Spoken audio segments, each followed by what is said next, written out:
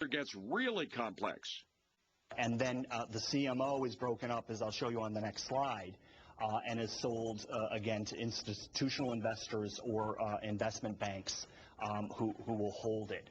And this is the real dangerous part here. The CMO is repackaged into what are called tranches, or different risk categories, some of which are very low risk and also offer low return. And then as you move down here, as the grade gets lower, you're taking on higher risk for higher return. Folks, don't worry. Even some of the sharpest minds in Washington and Wall Street don't fully understand this stuff. Suffice it to say that all sorts of banks, insurance companies, pension funds, and the rest snapped up these tranches. That meant two things. First, even more money was pumped into the house market to fund even more subprime loans. And second, the balance sheets of an untold number of financial institutions depended on those less than credit-worthy borrowers keeping up with their monthly mortgage payments. Then the disaster the financial witch doctors didn't count on. Housing prices, inflated by all those easy-to-get mortgages, dropped, and an unexpectedly high number of the subprime borrowers stopped paying each month. So why are the default rates so high?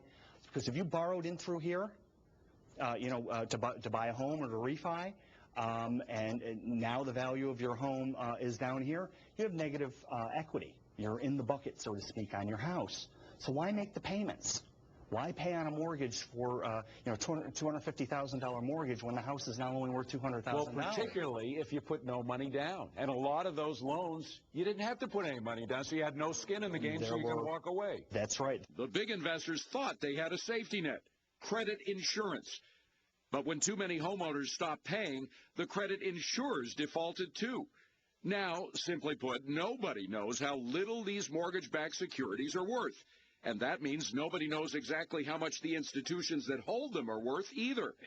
And that, Professor Wright says, puts the world's largest and most sophisticated economy at risk. Banks don't want to lend to other banks, and so banks can't get new funds, so they have to stop lending to Main Street.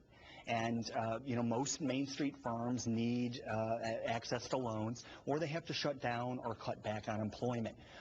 So the real economy is beginning to suffer because of this. Professor Wright's lesson ends with a historical footnote that'll really get you. We should have seen this coming. 6 times between the Civil War and World War II, mortgage securitization schemes in the United States blew up. So we've been here before. We've been here 6 times before for precisely the same reasons. With this train wreck so predictable, why didn't anybody stop it? Some did try. That story when we return.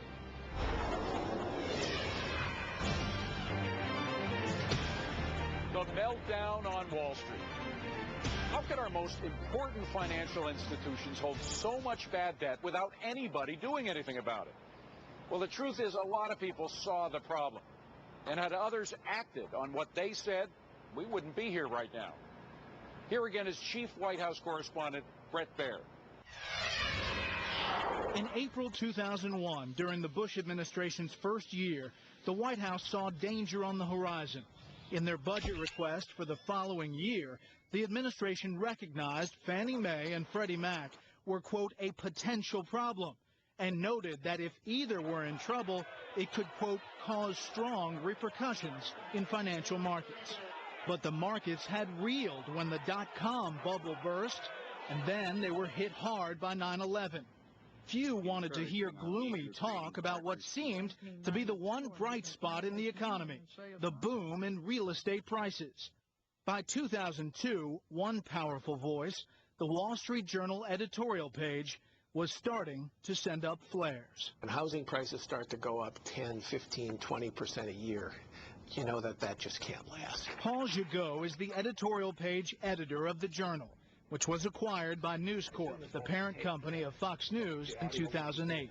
You add that to these institutions, Fannie Mae and Freddie Mac, which channeled so much money from abroad into housing because investors could channel some of their savings into these mortgage-backed securities where they got a really nice deal because They got a nice yield, so they loved channeling money into these instruments, and that flowed right into the housing market. And few in Washington, on Wall Street, or along Main Street wanted to hear about the risks. They had so much political support, both in Washington, because the members of Congress were bathed in their campaign contributions, and they loved all that support from Fannie and Freddie, and then from Wall Street as well, because Wall Street could sell those mortgage